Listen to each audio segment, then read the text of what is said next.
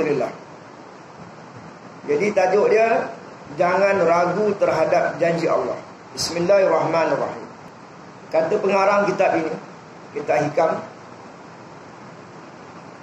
la yushakkikannaka fil wa'di adamu wuqu'il maw'ud wa in ta'ayyana zamanu li'alla yakuna dhalika qadhan fi basiratika wa ihmadan li nuri sariratika. Artinya, jangan sampai meragukan kamu terhadap janji Allah, kerana tidak terlaksananya apa yang telah dijanjikan itu, meskipun telah tertentu tiba masanya, supaya tidak menyalahi pandangan mata hatimu atau memadamkan nur cahaya hatimu, sirmu, iaitu rahsia hati kita ini. Mafhumnya, ringkasnya, poin pentingnya, pencerahannya, tafsirannya, jangan sampai meragukan kamu ini. Maknanya kita sebagai umat Islam tahu bahawa Allah menepati janjinya, dan Allah itu dia maha sempurna. Bila dia menepati janjinya, sepatutnya kita menerima sahaja. Sama ada lambat, baik untuk kita; cepat, baik untuk kita; ditangguhkan, baik untuk kita; dalam keadaan nikmat, dalam keadaan ujian, dalam keadaan apa keadaan sekalipun, kalau kita benar-benar yakin sudah masuk nur keimanan yang sempurna dalam sanubari hati kita, kita yakin bahawa Allah Subhanahu Wa Taala ni maha adil. Ada orang kaya, kita tak kaya. Ada orang sihat, kita tak sihat. Ada orang mewah, kita kurang mewah. Ada orang bahagia, kita kurang bahagia. Ada orang tak ada masalah, kita banyak masalah. Dan kita katakanlah semua perkara-perkara yang pada lahiriahnya, kacamata kita ini, pada orang lain semuanya positif berlaku, semuanya baik-baik berlaku. Yang pada kita, yang telah terjadi pada kita, diri kita, anak isteri kita, keluarga kita, apa sahajalah yang berlaku peristiwa yang pada pandangan mata lahir kita, semuanya bentuk yang berbentuk banyak ujian, dugaan, cobaan, masalah dan sebagainya. Jadi orang yang benar-benar dia yakin Allah Subhanahu Wa Taala tu maha adil selama-lamanya. Jadi apa yang berlaku tadi, dia boleh terima. Ini yang paling mudah dan ini yang paling susah. Yang paling mudah apabila kita direzekikan taufik yang sempurna, kita menerima aja. Dalam keadaan kita diuji dengan berbagai-bagai bentuk ujian ni, kita positif saja. Jadi dia kata tadi apa? Kerana tidak terlaksananya, tidak tercapainya apa yang telah dijanjikan, walaupun pada lahiriahnya adatnya kita kata dah sampai masa, kita dah usaha, kita dah ikhtiar, kenapa tak dapat? Kata selepas ujian ada kesenangan, ada kemudahan, mana dia tak ada pun. Dah banyak ibadah, dah banyak zikir, dah banyak baca Quran, sudah menangis, tak ada pun. Tapi tetap kita berbaik sangka. Supaya apa? Supaya pandangan mata hati kita yang positif ini, sangkaan baik terhadap Allah Subhanahu Wa Taala ini, tidak memadamkan nur cahaya hati kita. Sambungan. Manusia sebagai hamba tidak mengetahui bilakah Allah akan menurunkan kurniaan rahmatnya, sehingga manusia jika melihat tanda-tanda, ia mengira mungkin telah tiba saatnya, padahal bagi Allah belum memenuhi semua syarat yang dikehendakinya. Maka bila tidak terjadi apa yang telah dikira-kira, apa yang telah diduga, apa yang telah diharapkan, apa yang telah dipohon, didoakan, hendaknya tiada ragu-ragu lagi terhadap kebenaran janji Allah Subhanahu Wa Taala. Biasa berlaku dalam hidup kita, kadang-kadang nikmat tu nak sampai dah. Nak sampai dah nikmat tu, kita dah dengar berita, dah orang bagi tahu, banyak sumber bagi tahu. Bila sampai masanya, tiba-tiba benda tu jadi terbalik, jadi ujian pula, jadi cobaan pula, ditangguhkan, dilambatkan, tidak tertunai. Apa yang kita harap tu tidak terjadi. Itu sebenarnya hadiah, sangat-sangat hadiah nak diberikan surga kepada kita. Andai kata kita termasuk golongan yang tadi tidak ragu-ragu, ini janji, tidak ragu-ragu, ini janji Allah ni, sebenarnya aku kena sabar ni, ini mesti ada hikmah. Kalau kita pemikiran macam tu, bertuahlah kita. Tetapi biasanya kita ni, umumnya kita ni yang namanya orang awam ni, yang imannya turun naik ni, bila dah dapat, nak dapat dengar, dapat nikmat ini, nikmat itu, nikmat ini, berbagai-bagai bentuk nikmat, sampai masa tiba-tiba tak dapat, tiba-tiba ada saja halangan. Kalau ibarat tunggu kawan, kawan lambat datang, kawan batal. Ada ibarat nak tunggu nak dapat duit, hari ni 20,000, tiba-tiba tertangguh dan sebagainya. Kita boleh kiaskan. Tapi orang yang benar-benar faham, itulah satu pukulan, satu ujian. Nak tengok kau kenal tak Allah Subhanahu Wa Taala. Kalau kau kenal, semuanya bagus-bagus berlaku. Jadi itu sebab tajuk ni, jangan ragu terhadap janji Allah Subhanahu Wa Taala. Bertitik tolak daripada tajuk ini juga, andai kata kita dah banyak amal lahiriahnya, syariatnya, namun bentuk-bentuk perasaan yang macam ini kita lemah, kita selalu gagal. Maknanya kena perhati, kena faham molek-molek bahawa kita sebenarnya tidak lagi termasuk orang yang benar-benar beriman, benar-benar bertakwa. Lahiriahnya berjamaah, lahiriahnya menuntut ilmu, lahiriahnya selawat, ngaji, bersedekah, baca Quran dan berbagai-bagai bentuk kebajikan, menolong orang lain. Tetapi jiwa kita tak kuat, jiwa kita rapuh. Bila nikmat tangguh, bila minta tak dapat dia, kita mengeluh, kita kecewa, kita buruk sangka, kita mengata-ngata, kita menuding jari dan sebagainya. Inilah sebenarnya yang dikatakan, wahai jiwa yang tenang tu, kembalilah kepada Allah Subhanahu Wa Taala. Jiwa yang tenang tu jiwa yang macam mana? Jiwa yang ni redha betul. Apa yang berlaku setiap saat, detik, ketika atas diri dia, redha sungguh. Sebab itu dikatakan, kalau kita seumur hidup tak sembahyang sunat, tak buat yang sunat-sunat, tak apa. Tak apa. Dengan syarat dia jangan kita melakukan dosa. Hakikatnya kita manusia ini sudah tentu sering kali melakukan dosa, salah dan silap. Sebab itulah amalan-amalan sunat ni menjadi tampung, mudah-mudahan tampung kepada apa yang kekurangan, lebih-lebih lagi dosa-dosa. Sebagaimana yang terjadi dalam Sulhul Hudaibiyah, ketika Rasulullah SAW menceritakan impiannya kepada sahabat, sehingga mereka mengira bahawa pada tahun itu mereka akan dapat masuk Mekah dan melaksanakan ibadah umrah dengan aman sejahtera, iaitu mimpi Nabi SAW yang tersebut dalam surah Al-Fath ayat 27. Sehingga ketika gagal tujuan umrah kerana ditolak oleh bangsa Quraisy dan berlaku perjanjian Sulhul Hudaibiyah, bagi Umar dan sahabat-sahabat lainnya menganggap sangat mengecewakan. Maka ketika Umar radhiyallahu anhu memajukan beberapa pertanyaan, dijawab oleh Nabi SAW, aku hamba Allah dan utusannya, dan Allah tidak akan mengabaikan aku. Ini juga termasuk dalam ujian peringkat tinggi bagi sahabat-sahabat. Pada lahiriahnya nampak bertentangan dengan akal pemikiran mereka. Nampaknya seolah-olah Nabi kata begini, kenapa jadi macam tu? Kenapa tidak sebagaimana yang dikatakan pada lahiriahnya? Sebab itu kata-kata wa'imah, kata-kata Nabi, lebih-lebih lagi lah kata Nabi, kata Rasul ini, dan kata-kata kita ni dia ada double meaning, dia ada maksud yang tersirat. Kadang-kadang dia tu bukanlah bermakna tepat sebagaimana matanya, tetapi ada tafsiran lain, dan tafsiran lain itu tidak menyalahinya. Ini secara umum. Jadi kita pergi kepada jangan ragu ni. Siapa ada pen boleh catat ni. Saya nak ambil benda yang penting, yang mudah-mudahan tadi, kalau benarlah niat kita ikhlas, kita akan dapatlah perkara. Tuan-tuan yang dirahmati Allah sekalian, dalam menyebut soal Jangan ragu terhadap janji Allah ni. Mudahnya kita nak faham ialah begini.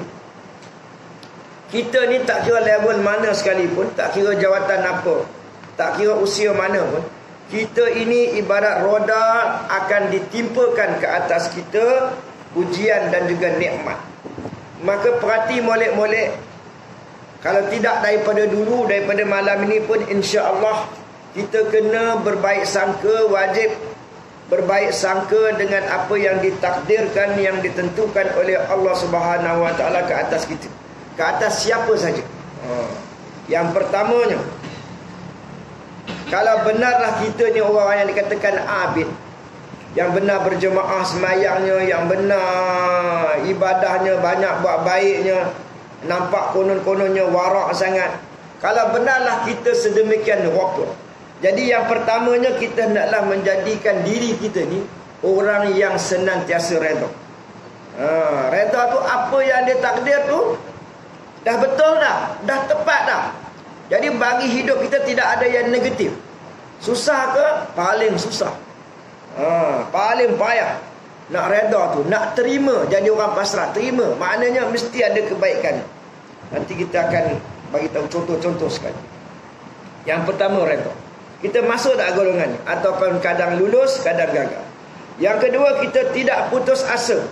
Setelah kita berusaha bersungguh-sungguh, kalau kebun, cara kebun, habis dah puluh ribu, ratus ribu, rupa-rupanya kebun tu tak menjadi juga. Ada je binatang kacau, ada je ujian, ada je berlaku kecurian. Kalau tanam pokok durian, habis semua.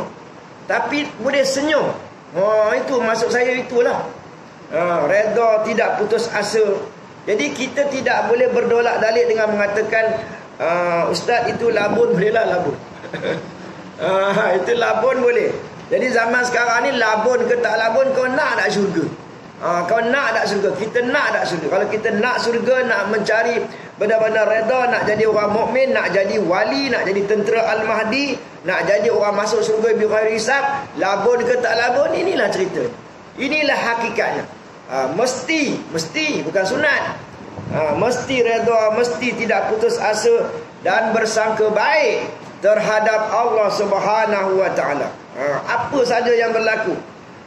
Jadi kalau kita pasakkan dalam jiwa kita, hati kita sanubari perkara ini, jadi saya rasalah melalui pengalaman kita, susahnya, gagal lagi hari ini, buat lagi, latih lagi. Jadi yang pertama, setiap apa yang berlaku pada kita, semuanya takdir, semuanya ketentuan. Rukun iman yang ke-6 tu, dia berlaku 24 jam setiap saat. Jadi kita kena senantiasa redha, tidak putus asa, bersangka baik, dan kita kena anggap itu terbaik buat kita. Kata janji nak bagi saya 5,000, 200 je bagi, jauh benar. Tapi boleh anggap baik, terbaik buat kita. Jumpa-jumpanya ada ni contoh, tapi contoh ni benar-benar lah. Kalau orang yang faham betul-betul, janji bagi 5,000, dah bagi 200 je. Dia mengomel, satu orang dia mengomel. Satu bagi 5,000, dia bagi 200 je. Dia terima, alhamdulillah, syukur, sangat-sangat bersyukur. Inilah yang terbaik bagi aku, inilah. Jadi seorang tu masuk surga, seorang tu masuk neraka. Kenapa? Dia mempertikaikan. Dia pertikai, dia protes. Kalau ikutkan lahiriannya, kawan dia lah janji 5,000 bagi 200. Kawan dia lah pada lahiriannya salah lah. Sebab dia janji 5,000 bagi 200 je, ataupun dia bayar 200 saja. Salah lah dia. Dari segi syariat, salah macam mana kalau dia dengan sengaja, tanpa ada alasan yang boleh diterima pakai, janji 5,000 bagi 200, salah, berdosa dia. Tapi siapa yang mengizinkan? Allah Subhanahu Wa Taala. Jadi terbaik buat kita, bagi 5,200. Komen pun tidak dalam hati apa benda, terima je. Sebab tadi dia dah tahu Allah tidak memungkiri janji. Ini mesti ada hikmah, mesti ada rahsia. Itu yang saya balik tadi kepada persoalan, senang ke? Senang ke nak beriman, nak amal benda ni? Susah. Tapi bila Allah dah izin, mudah je. Orang lain setengah mati hidup balik pun susah nak buat. Tapi kita boleh kalau Allah izin. Yang seterusnya, ada hikmah, tidak sia-sia. Jadi perkara apa yang berlaku yang berbentuk negatif tadi, makan ubat orang kata bagus, makan ubat orang kata menjadi sembuh je orang lain, bagi kita makin parah, makin teruk. Pasal apa? Sampai telefon orang tu, kata bagus benar. Itu pun tetap juga dia masih lagi mempertikaikan Allah Subhanahu Wa Taala. Jadi halus. Tauhid ini halus ya tuan-tuan. Jadi yang tak bagi sembuh Allah, yang bagi sembuh Allah, yang melambatkan sembuh Allah juga. Tanya boleh. Bila kita tanya ni kenapa ustaz kata bagus ataupun tuan kata bagus, saya makan tak sembuh lagi, sakit ada side effect begitu begini. Tapi kalau dalam hati tanya boleh, tak ada salah. Dengan syarat hati dia tu boleh menerima takdir, tidak mempertikaikan takdir. Dia bertanya tu atas ruang lingkup syariat, nak tanya, nak bertanya. Tapi tak ada dia kaitkan dengan kesilapan, kesalahan. Memang tak salah lah. Allah Subhanahu Wa Taala maha suci daripada kekurangan. Jadi nak bertanya tu, nak mengaitkan seolah-olah nak condemn kerja buat Allah tu tak boleh. Jadi rupanya tuan-tuan, setiap saat detik tindakan kita ini terkait dengan ilmu tauhid. Maka hendaklah berhati-hati dalam kita bercakap atau kita bersikap. Kemudian apa-apa saja yang berlaku ke atas kita ini, kita kena anggap Allah akan gantikan dengan yang lebih baik. Patutnya macam ni. Kadang-kadang tak lama pun, aku rasa tak patut ni. Dalam kita mengeluh tadi, tapi Allah Subhanahu Wa Taala yang maha adil, maha baik, lepas tu dia gantikan, baru kita teringat. Jadi kita rasa kita biadab tadi tu. Patut aku bersyukur ni, nak Tuhan ganti banyak ni. Nak kata apa lagi? Itu maknanya kita tak reti, tak faham apa yang akan berlaku di masa akan datang. Maka kita baik sangka saja. Dia bagi sekarang sikit, dia bagi pun seolah-olah macam tak berbaloi dengan apa yang kita korbankan, tetapi dia akan gantikan dengan yang lebih baik. Paling-paling tidak, paling-paling lama yang kau keluh kesah tu lah. Kalau keluh kesah, kalau sempat taubat, tengok ganjarannya, tengok apa yang dia gantikan, syurga. Tak boleh nak kata apa lah. Sebab itu tuan-tuan, nasihatlah kepada anak tuan-tuan, cucu tuan-tuan yang kematian anaknya masih kecil, janganlah sedih. Kalau sedih menangis fitrah tak apa, tapi sampai berontak-berontak, sampai tak reda, rugilah. Sebenar anak dia tu ahli syurga. Mana mungkin anak dia dijamin masuk syurga dia menangis? Kau dah tahu anak kau ni mati kecil. Sebab baru ni ada kaum kerabat saya yang kematian anaknya suruh saya buat tahlil. Jadi saya khabarkanlah benda itulah supaya bergembira, syukur, sujud syukur lagi. Sebab apa? Allah hadiahkan. Dia tak ada dosa, tak ada apa, masuk syurga. Ini kita nak menangis juga. Konon-kononnya redha tapi menangis. Mana boleh macam tu? Tak selarilah. Kita tak redha, tak faham percaturan Tuhan tu. Kemudian sebenarnya apa yang Allah buat itu dari awalnya baik sehingga ke penghujung. Pada pandangan kacamata kita je tak baik, sebenarnya baik. Sebab itu disebut bahawa ada perkara-perkara yang kamu rasa tak baik, sebenarnya baik bagi kamu. Ada perkara-perkara yang kamu rasa baik bagi kamu, sebenarnya tidak baik bagi kamu. Jadi bila mana Allah Subhanahu Wa Taala menolak permintaan kita, menolak permohonan kita, doa kita, makna itu satu hadiah. Jadi siapa yang boleh meresapkan ilmu ni, siapa yang boleh meyakini ilmu ni, maka subhanallah, dia rasa tak dapat apa dia minta tu hadiah. Orang baru je halau dia, suruh pindah rumah ke apa, dia rasa bagus. Dia tak ada rasa nak marah pun. Sebagaimana berlaku pada seorang wali, Ibrahim Al-Adham ni, seorang pukul dia. Jadi dia balas dengan baik, dia tak marah pun, dia suka pun. Jadi orang tu baik heran, kenapa kamu tak marah aku, tak balas aku? Dia seorang raja asalnya. Dia kata setiap kali pukulan itu aku bersabar kerana engkau telah memberi aku syurga. Kita macam tu juga, engkau bagi aku syurga tapi tak nak aku belasah engkau. Jadi dia rasa macam tu. Kita bukan senang nak rasa orang yang hentam kita, perli kita, sindir kita, fitnah kita, umpat kita, lebih-lebih lagi belasah kita, bagi syurga. Syurga tak syurga tu nanti dulu, nanti aku nak bantai kau. Subhanallah. Jadi nak jadi wali ni bukan senang. Wali senang. Nak jadi wali bukan senang tuan-tuan. Allah Akbar. Kita ni, maaf cakapnya, selemah-lemah kita, sebodoh-bodoh kita, kita yakin tak? Tahu tak bahawa Allah Subhanahu wa taala Maha Adil? Tahu. Tahu tak dia tak zalim sedikit pun? Tahu, yakin. Tahu tak dia Maha Sempurna? Tahu. Sudah cukuplah. Dia Maha Adil, dia Maha Sempurna, dia tidak menzalimi siapa-siapa. Jadi maknanya kalau orang lain kaya ke, lawa ke, handsome ke, banyak duit apa ke, kita yakin Allah tu Maha Adil. Apa kita nak sedih sangat? Ini sedih muka macam beruk mayat. Sedih lah ustaz. Siapa tak sedih muka macam beruk mayat? Orang lain lawa-lawa macam tu, macam ni kan. Saya ada ke macam ini patutnya. Bila dia tengok, nak kau syurga, yang tu neraka tu. Kau nak kata apa? Tak apalah, 10 kali beruk mayat tak apa. Tak apa. Hidup ni ujian. Ujian untuk kita nak test. Kalau dah tahu tak ada erti je lah. Jadi kalau kita bawa kepada dunia realiti, contohnya COVID-19, yang dikatakan selepas daripada ini, kita semua ni, anak-anak termasuk kita, orang tui, akan diberi vaksin yang ada chip masuk dalam badan kita. Yang masuk dalam badan kita ni adalah balik bayar.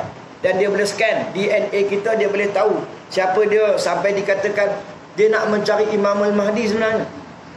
New World Order. Dia buat macam tu. Dahsyat tak dahsyat? Sampaikan kalau siapa yang tak divaksinkan ini tak boleh lalu di atas highway, tak boleh pergi masuk ke pasar raya, dan banyak ujian yang sangat dahsyat. Sehingga kan ada sekarang ni ada dicadangkan orang-orang tertentu. Kalau macam tu kita dapat perkampungan yang asing. Satu perkampungan yang asing, kita duduk sama-sama, kita tak usah campur dengan puak-puak. Lepas tu sekarang ni ustaz-ustaz pun dah mula bersuara. Apa nama darurat, apa berjarak, sampai bila nak berjarak macam ni kan. Yang sana kata bukan calon-calon orang, sana ada PhD 10, PhD 20, PhD, ulama-ulama yang yang peringkat dunia ni bagi tahu mereka bukan calon-calon. Kita pun lawan juga, ada ulama-ulama sekarang ni dikatakan baru sedar nak menyanggah daripada apa yang telah dibuat. So kaji semula. Kita boleh kaji, kita boleh sanggah, kita boleh cakap, tapi untuk membetulkan keadaan susah. Kenapa susah? Sebab dandanan. Sebab dia kena tunggu hero sebenar. Kalau hero boleh cakap saja tapi jiwa dan raga belum benar-benar bertakwa, tak ada. Allah Subhanahu wa taala nak ajar bangsa Melayu, nak ajar orang Islam. Sebab itu berlakunya COVID-19 politik di Malaysia ni, perbalahan bangsa Melayu ni, bala, bencana, fitnah, macam-macam hal ni. Untuk apa? Nak ajar kita bangsa Melayu ni, supaya kita faham apa itu Islam, apa itu bersatu, supaya kita ini benar-benar cepat-cepat baiki diri, islah diri kita ini. Jadi ini yang berlaku di Malaysia ni. Jadi macam mana bila berlaku keadaan di Malaysia, orang boleh anggap Malaysia ni akan jadi sebuah negara bertuah macam Indonesia. Indonesia sekarang ni teruk dahsyat. Habaib pun habis semua ditangkap ni. Jadi sebenarnya di sebalik itu, tadi kan saya dah ajar, kita dah sama-sama dengar, semua itu terbaik kepala otak. Bergaduh, bunuh sampai mati ni, baik ke tu? Budak tu dia campak mati jatuh tu, baik ke tu? Baik lah. Marah sangat dia. Baik, sebenar-benar baik, tapi dia bersifat roh. Baik kerana orang tu masuk syurga. Yang masuk penjara tu kerana ada dosa-dosa dia silap dia terhapus, kena kafarah, jadi dia boleh terima lah. Habis diam je ke ustaz? Siapa suruh diam? Kena faham lah cakap saya ni, bertindaklah ikut syariat. Yang penting orang buat dosa, kita jangan buat dosa. Kita nak selesaikan cara mahkamah, kita buat lah. Nak berdoa-doa lah. Ini biasanya bila orang, kita ni konon-kononnya alim, kita ni konon-kononnya warak, kita ni konon-kononnya tahajud tiap malam. Tapi sekali orang tangkap orang bertindak kata kita pun melatah jadi ekstrim. Biasa macam tu. Mana keimanan kita? Maknanya tak betul lagi ikhlas lah. Yang tangkap kita siapa? Allah. Yang penjarakan kita siapa? Allah. Cakap senang ustaz. Itu saya balik kata, senang tak senang, itulah kena buat. Itulah kena terima perasaan jiwa kita, tauhid kita tu. Firman Allah Subhanahu wa taala dalam surah Al-Baqarah ayat 214. Hatta yaqular rasul walladzina amanu ma'ahu mata nasrullah ala inna nasrallahi qarib. Dalam menghadapi ujian Allah, Ujian ni apa? Dia beza-beza. Setengah orang ujian ni dia orang tu happy je. Setengah orang susah. Jadi orang yang susah hati ni, kecewa ni apa, itu ujian lah. Dia dalam menghadapi ujian ni, sehingga Rasulullah dan para sahabat yang percaya kepadanya sama-sama berkata. Sama-sama berkata.